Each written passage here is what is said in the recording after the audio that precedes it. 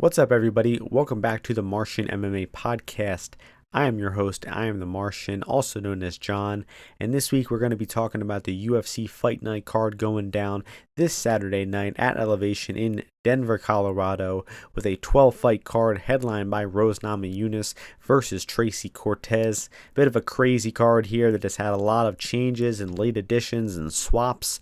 But nonetheless, we are going to be talking about all 12 fights here just shortly in a minute. We are coming off a week off with no UFC, and of course we're coming off the big UFC 303 pay-per-view that was concluded by another Alex Pereira knockout, a spectacular knockout over Jasudavicius-Kline, doing it even easier than the first time. And I was very confident in Pereira in that fight. I bet him in that one. I think I had a good read in that fight. And I just feel so grateful to be watching Alex Pereira and what he's doing right now and how he keeps delivering time after time, not only in spectacular knockouts, but also cashing bets for us, man. I think it's 4 fights in a row. I've recommended some good winning wagers with Alex by decision over Jan, and then Alex's money line, 3 fights in a row, all priced around, minus 130, a very reasonable price. And he just keeps on winning by knockout. And he is just so spectacular, and he has really put the UFC on his shoulders in the past year and a half, and he's just so consistent and incredible, and I just love this guy.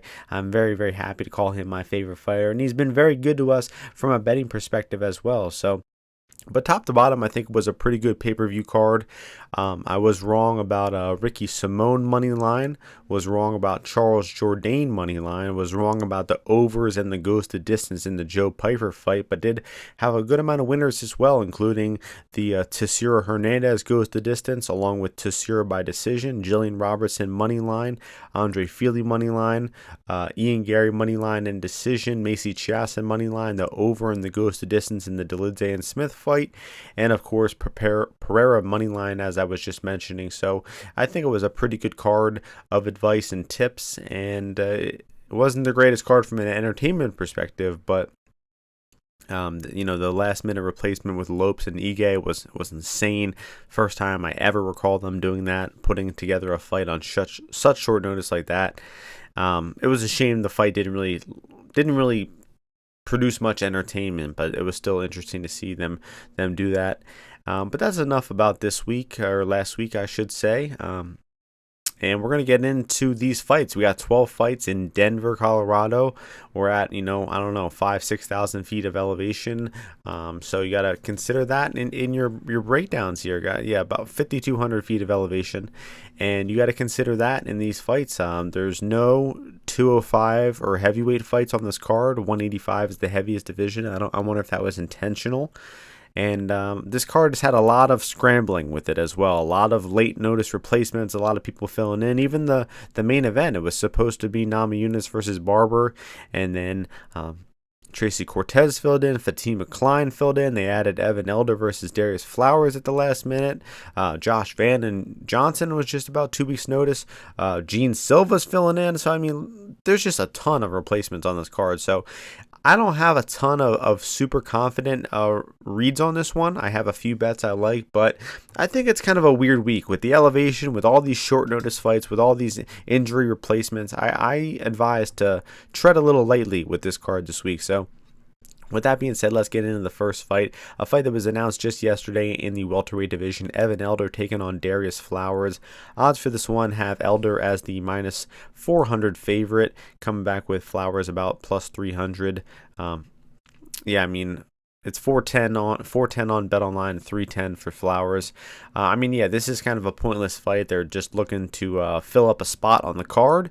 Neither of these guys are even welterweights. They just threw it together on such short notice that they're letting them not cut much weight. And Darius Flowers, to me, is a role player, not a real MMA fighter, and I don't think he'll ever win a fight in the UFC. I think Evan Elder should have his way with him wherever this fight goes. It looks like Bet Online does have some props up for the fight.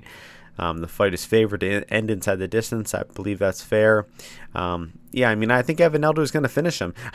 Darius Flowers came out and said, I didn't want to take this fight. I didn't want to take it on short notice. I didn't want to take a fight at elevation, but I kind of had to. So, let's just hope for the best.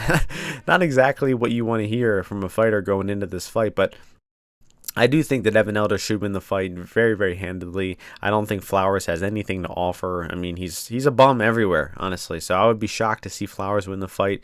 I think Evan Elder is going to make it pretty easy, and I think even at minus 400, it's probably a safe parlay piece, or maybe even look into that inside the distance line, which I see at minus 125. I really just think that Elder is several notches above and should make this one pretty easy. So we're moving on to the flyweight division, women's flyweight. Jasudavicius taking on Fatima-Kline. Odds for this one have JJ at minus 120 right now, Fatima-Kline plus 100. I have more thoughts, I think, on the circumstances of this fight than I do the fight itself. But Fatima-Kline was supposed to fight on the Contender Series at the end of September. She was supposed to fight at 115. She was supposed to fight some bummy Brazilian woman. And I saw her record as 10-1. I said, I guarantee you they're going to be all a bunch of submissions over bums. I check her record. That is exactly the case. I mean, this woman she was going to fight in the Contender Series was a total bum, and Fatima would have destroyed her, would have, wowed Dana White, would have got a contract, and she would have fought at her natural weight class. Instead, she's risking her undefeated record. She's fighting on 8 days' notice. She's going to Colorado at elevation, and she's fighting up a weight class in Jasudavicius, who is a pretty solid 125 fighter. So I don't understand this move at all. Why not just wait 2 months and get a guaranteed spot in the UFC at your natural weight class with your undefeated record instead of gambling on this? And I mean, if you watch this woman's fights, Klein, she's fought at 125 before. That was a short notice fight. But she's clearly a strawweight. She's clearly a 115-pound fighter.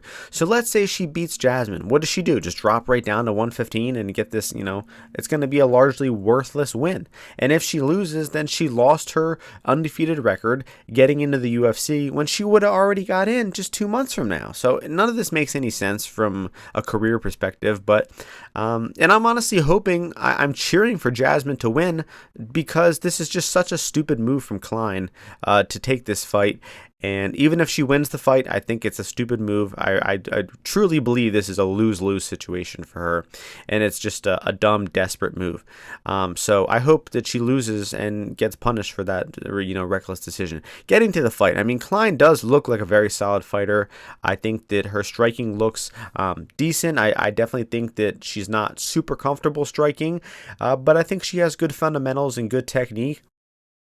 And her grappling is really good. Her wrestling is solid. Her top control is good. Her ground and pound isn't so good. But this is a woman who's coming over from jiu-jitsu. I think she's learning as she goes on how to land better ground and pound, how to control opponents better in MMA, how to work around the cage a little bit. I think if you watch her fights in chronological order, you see her getting a little bit better with wrist control, with navigating the cage, and I definitely think she is still improving. But her ground and pound looks fairly harmless. And for a woman who's, a jiu-jitsu black belt, a jiu-jitsu competitor, she really wasn't going for many submissions in her fights, which I found surprising. So in this fight on the feet, I think it's going to be a lot of sloppy striking. Jasmine tends to just walk forward without much defense. But I think Jasmine's going to want to try to close distance and get in the clinch where she does do some good work. And Jasmine's just going to try to use her size. She's going to be a little taller, a little heavier for sure. I'd say a decent amount heavier and probably a good amount stronger as well, because she's just a much more natural flyweight of the two. And she's just a big woman in general for 125. So I think she's going to be trying to close that distance, get in the clinch, land some knees, maybe even look for her own takedowns, and just try to leverage some of that size and strength that she should have here. But if Fatima puts her on bottom, I do imagine Jasmine will probably get stuck on bottom and not do a ton of good work from there. I think Fatima won't be dominating her on the ground, but I think she should be keeping her there. So I don't have a super confident read on who I think is going to win. I imagine this is a close decision. I think it'll be competitive. I think it'll be back and forth. I wouldn't be surprised to see both women have striking and grappling success here, landing their own takedowns, landing some strikes on the feet, because Kline is inexperienced on the feet. She hasn't fought any good strikers, and Jasmine is kind of a punching bag on the feet who just walks forward, but she's durable. That's the one thing. Jasmine will take all these strikes from Kline. I don't think that'll be a problem. So I'm leaning with a pick for Jasmine just because I think there's less uncertainty. She was preparing for this fight. She was preparing for elevation.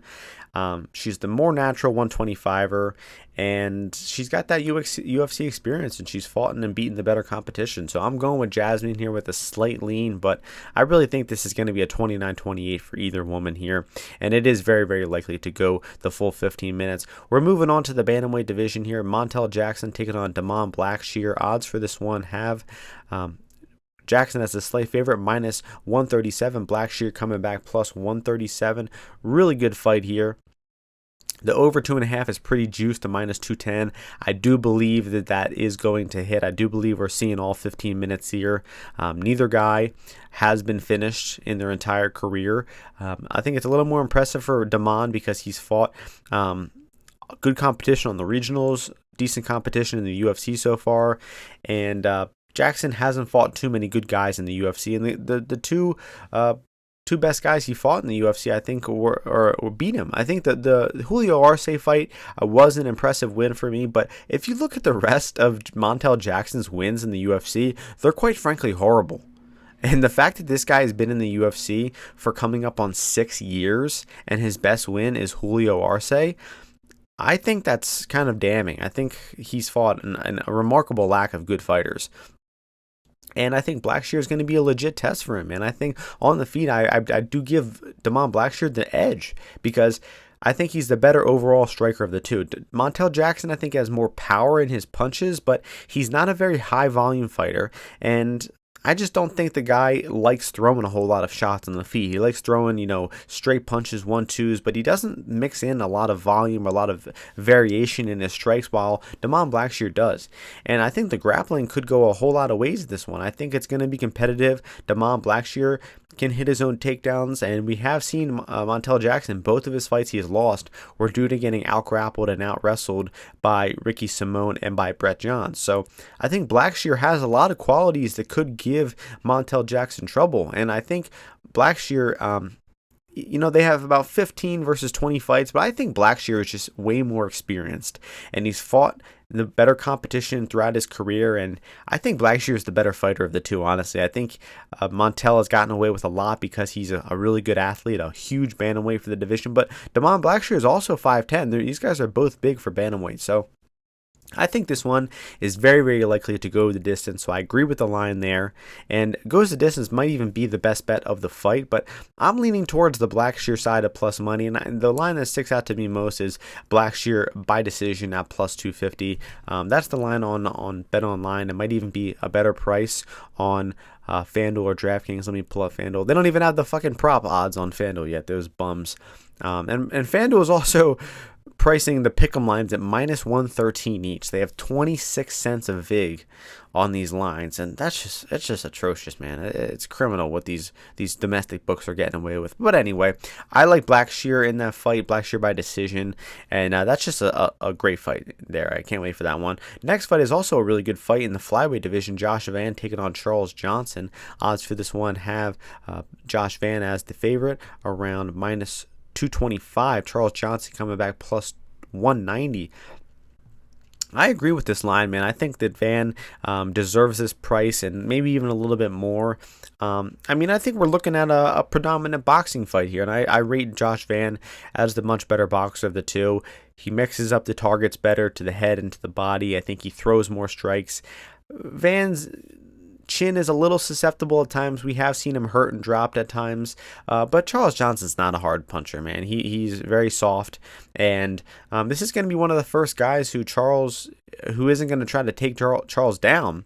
So I think we're going to see a full striking fight, but I don't know, man. I think Charles Johnson is going to just get outboxed here, and I don't really see much of another way around it. I think that Josh Van is the significantly better boxer of the two, and he's going to throw and land more strikes here and outbox Charles Johnson on his way to likely a decision win here.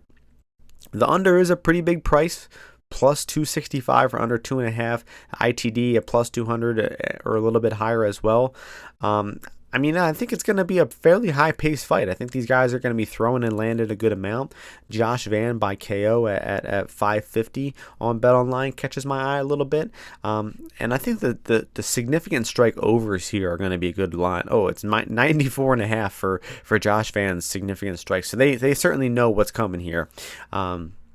and even maybe Josh Van to land a takedown here, because we know Charles Johnson is just a shit wrestler. So I think Josh Van is a much better fighter and has the higher ceiling throughout the rest of their career. I'm looking forward to that one, though. I think it's a good test for Van, and I think we're going to get to see him showcase some more of his fantastic, fun boxing to watch. Yeah, especially after the Dagestani rat Tagir pulled out of that fight for missing weight by a significant margin. So that was a knockout win for Josh Van in my book, and we're gonna roll into this fight on a big win streak. So we're moving on to the Premier Division, where we have Josh Fremd taking on Andre Petroski. Odds for this one have a pick'em, a near pick'em on some books, pick'em on most, and this is one of the sides I like in this card. It is my boy Josh Fremd. You thought I was going to say Petroski? No. We're done with Andre Petroski. I mean, after this guy knocked himself out on the hip of Malkoun, how could you not be done with Andre Petroski, quite frankly? I mean, that was pathetic. He completely quit in that fight. I mean, we see fighters so many times get hit with clean punches, knees, elbows, kicks to the head. They keep fighting. This guy fucking hit his head on a hip and quit.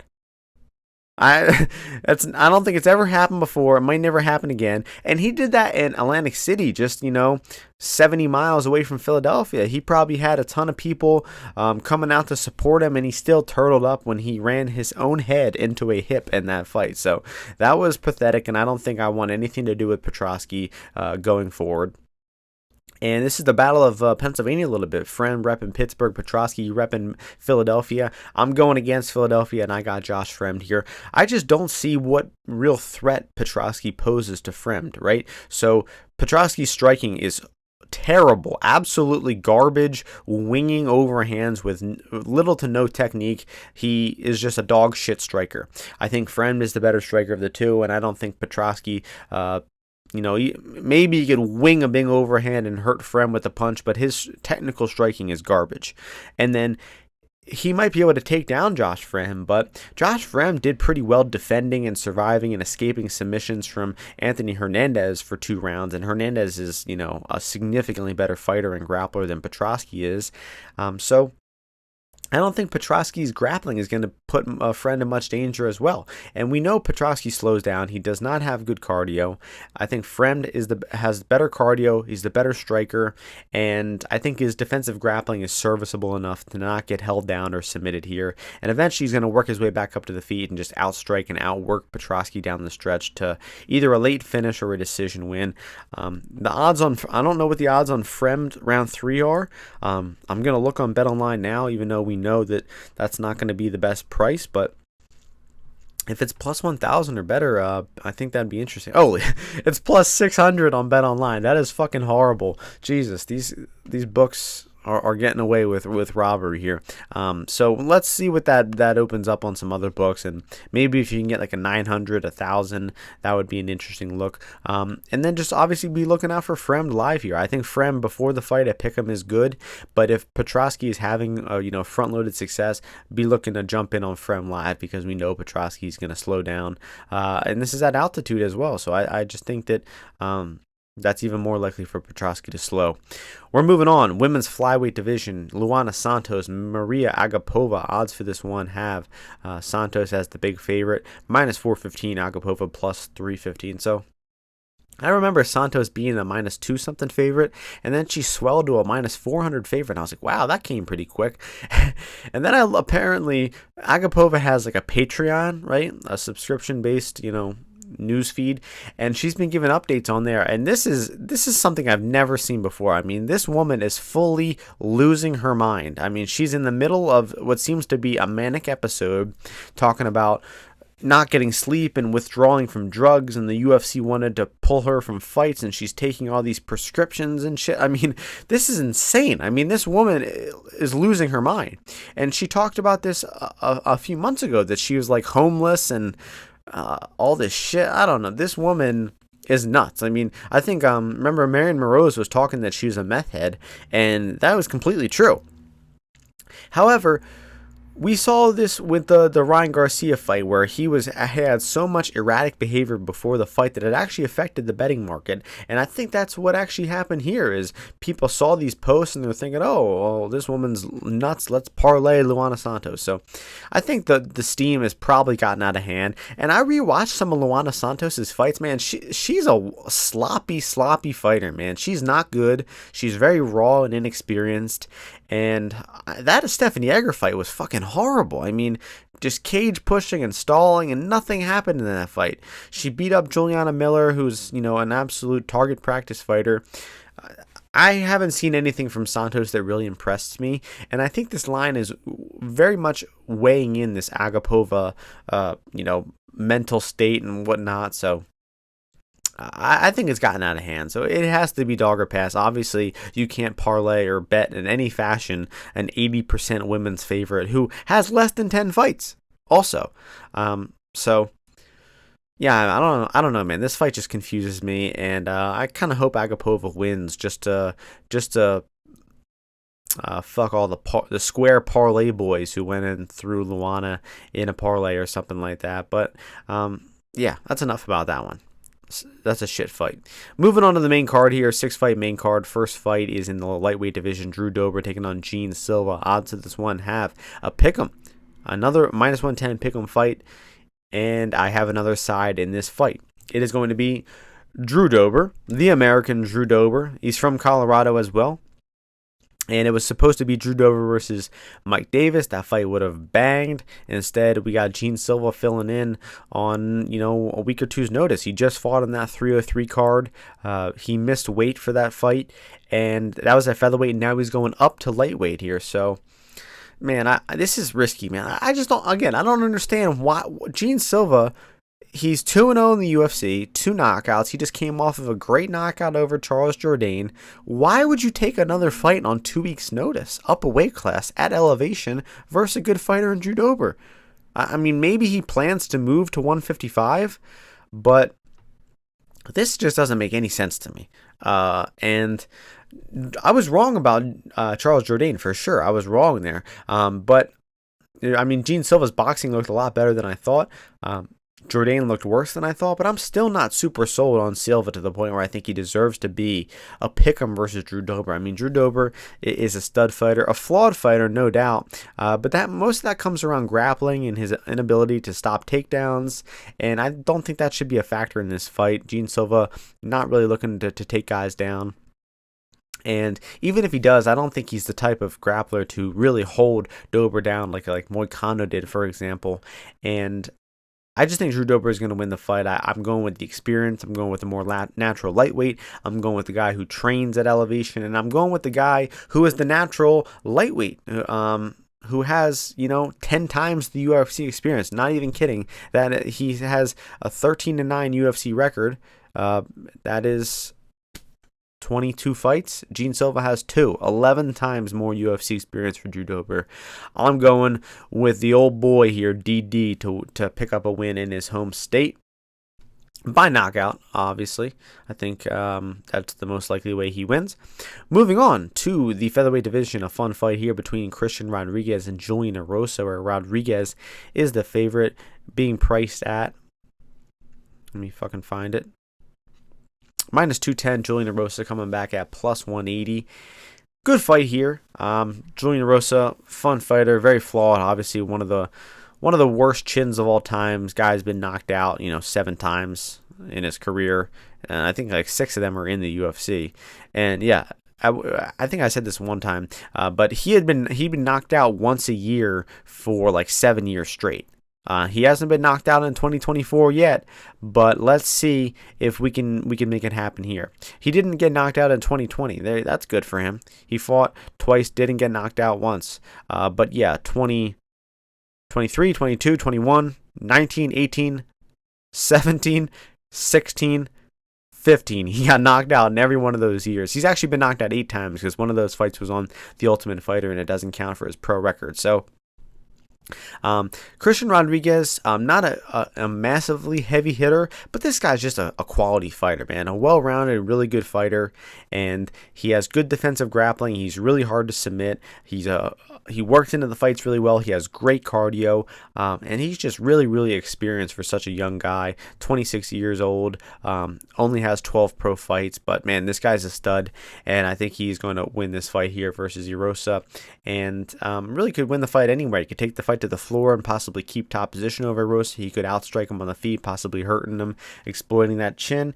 And a bet I like here is a bet my boy JT shot out, and that is Christian Rodriguez by KO or decision. I got it at -160 on FanDuel, and I like that here. Erosa's never been submitted in 40 fights. He has 13 wins by sub, never been submitted once. And Christian Rodriguez does have a few submissions on his record. I just don't think this is the fight where he is going to be looking for them. Well, Erosa has such a bad chin. I don't think that he's going to be looking for any type of submission.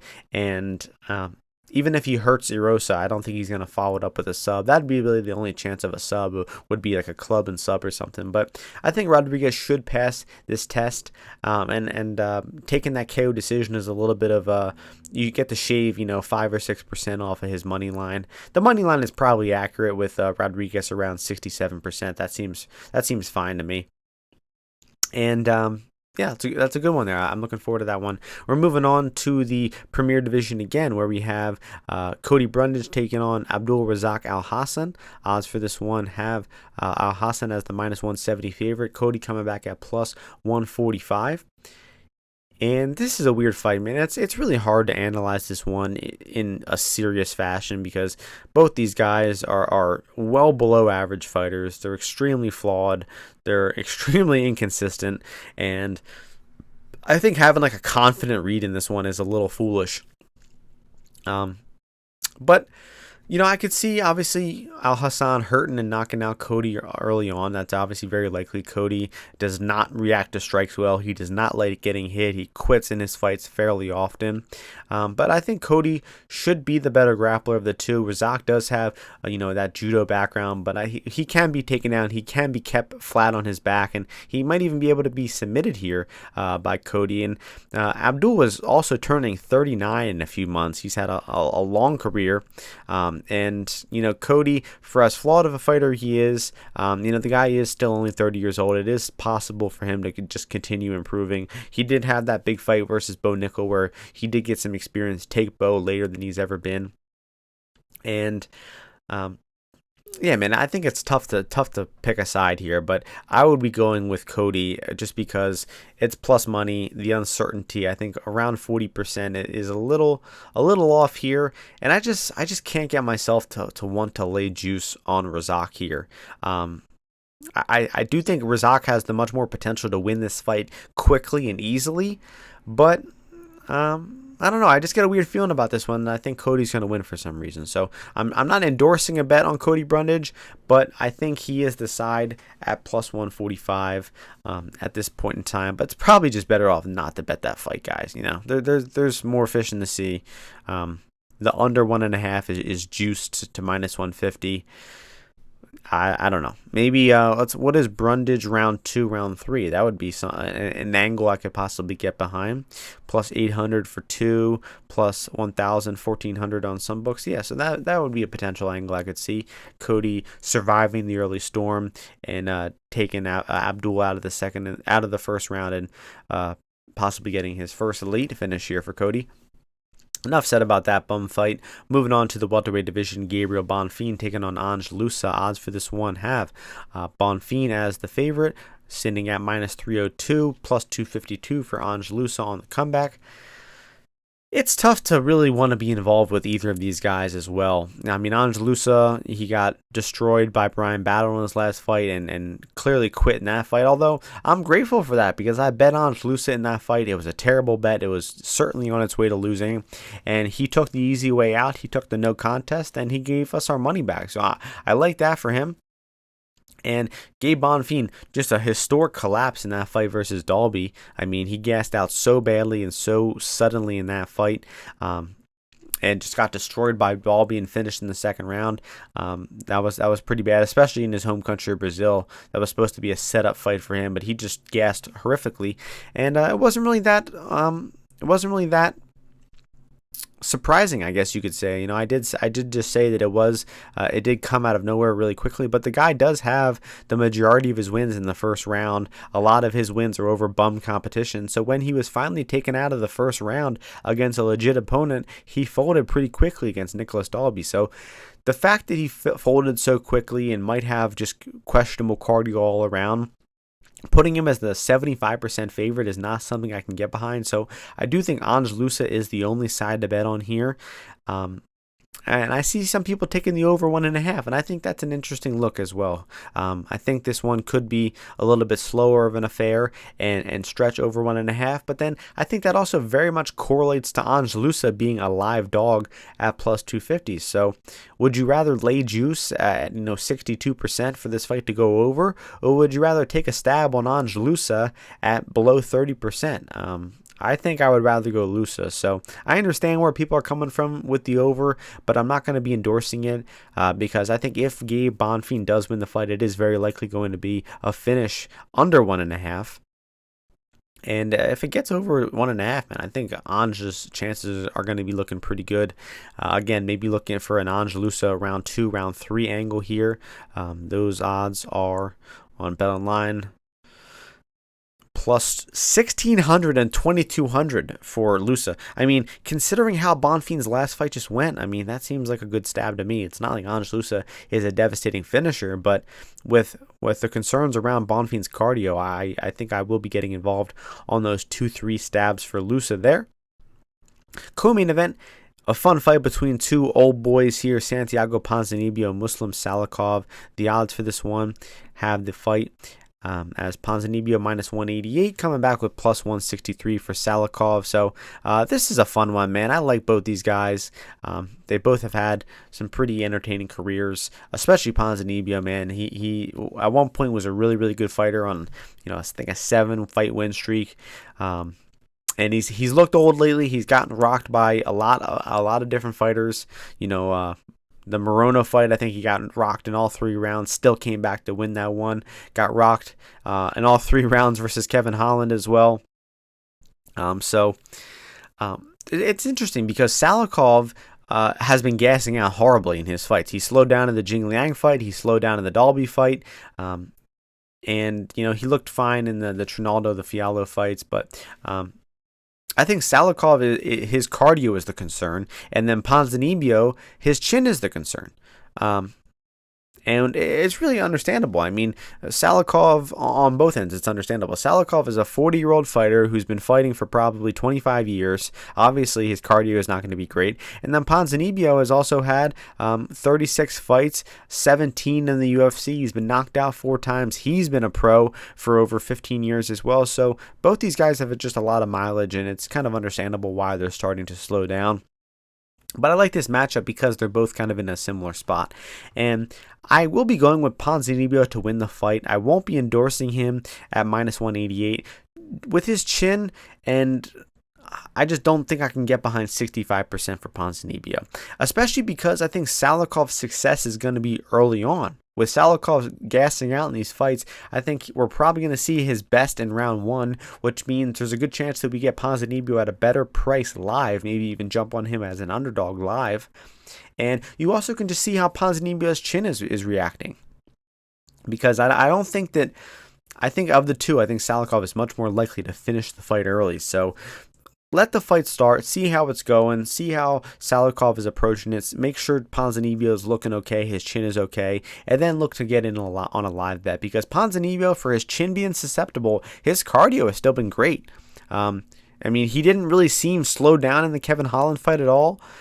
Same with Morono. He got rocked in those fights, and he kept chugging along and came back with an incredible knockout. Even the Jeff Neal and the Pereira fight, those fights were both split decisions that I don't think he really disgraced himself in either one. So I'll go with Ponzinibbio to win the fight, but I'm not going to be getting behind a pre-fight bet on him. And then Ponzinibbio round 2, round 3 is also another good angle I like here. I would go mostly round 3. I think if Ponzinibbio is finishing, I think it'll be in the third. That's at plus 1,200.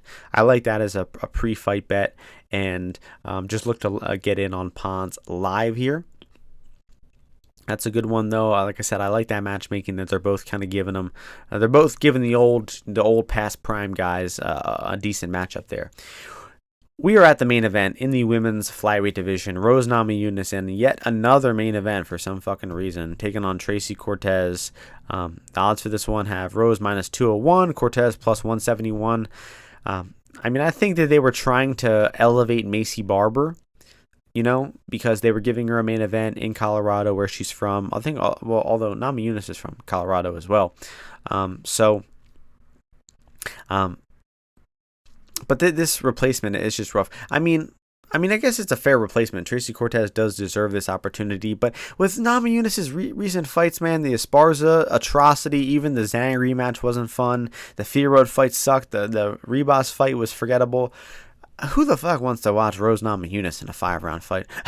Especially because this is starting at 12:30 in the morning on the East Coast. This main card starts at 10. It's a 6-fight main card. There's no chance this fight is starting before midnight. So this is a tough sell. And I think that these women's main events are a tough sell. Again, think about the Fierro versus Blanchfield fight, right? The number 1 versus the number 2 ranked woman in the division, not counting Valentina Ingrosso. But it was a main event. They both deserved it. It was a compelling matchup, and it was such a boring, one-sided fight that the fans were leaving in droves after the third round. So this fight, I think it is Cortez or pass. I think her boxing has been looking improved lately. Her cardio has always been solid, and it's going to be interesting to see how it holds up in her first 15-minute or in her first 25-minute fight. Was she ever scheduled to fight 25 in Invicta? No, it doesn't look like it. But yeah, this is she earned this opportunity. She's 5-0 in the UFC. She hasn't been fighting very often. She's kind of been fighting once a year for the past few years. She was kind of active when she first came to the UFC, but yeah, 1 fight in 23, 1 in 22, 1 in 21, 1 in 20, 1 in 19, or 2 in 19, excuse me. So she's been very inactive, but I do think she is getting better. She has solid wrestling. Her boxing looked improved versus Jasmine. But I think Rose will somehow squeak out another boring decision here some way, leveraging her experience, her footwork and being elusive. Cortez's boxing looked good versus Jasmine, but that was because Jasmine was literally walking into her with her hands down and her chin wide open, and that's why Cortez was able to outbox her so much. Namajunas is going to be much more elusive than that, much more defensively responsible, and I think it's going to be tough for Cortez to track Rose down with her footwork. And Rose's cardio has also been pretty good. I think after that disgraceful Esparza fight, she has done better in her fights since then with upping the activity, especially versus Ribas. I think she was pretty active and aggressive in that one. But you gotta think that Cortez could have some success hitting takedowns here. But man, I don't know. I don't have a confident read on this one. I don't have any passionate takes. I won't be betting this one. I guess I'll go with Rose Namajunas by 3-2, maybe 4-1 decision. But sorry that I don't have much of a convicted take on that one. It's just not a fight I really am interested in. I watched some tape on it, but I'm just not interested in that one at all. So it's Cortez or pass, but I don't like any bets there. And that is going to do it for the card. So some decent fights on this one throughout. No big names, no real compelling, high stakes matchups, but there's a few solid, good fights. The Jackson and Blackshear fight I think is really good. I'm looking forward to Jasmine and Fatima Klein. Van and Johnson is fun. Erosa and Rodriguez is fun. Dober and Silva should be fun. The old man fight, Ponzinibbio and Salikhov is good. So I like some stuff there. I'm looking forward to watching this one. The two main bets I like in this one, the money lines, the most confident leans I have are Josh Fremd moneyline, Drew Dober moneyline, both at a pick'em price. I also like Jackson-Blackshear by points at plus 250. I like then some prop stabs, of course. Josh Van round 3, Loosa round 2, round 3, Ponzinibbio round 3, and Cody Brundage round 2, round 3. And then I mentioned that one I like that one Rodriguez by KO or decision line. And that is going to do it for me this week. Not a super passionate week of bets and predictions for me, but I still like a lot of these fights. Still looking forward to watching them. It's always nice to be back with the UFC after a week off. So hope you are all able to enjoy the podcast, get some good information. Hope you all enjoy the fights and win some bets this weekend. And I will see you all before the next UFC event next week. Peace out, everybody.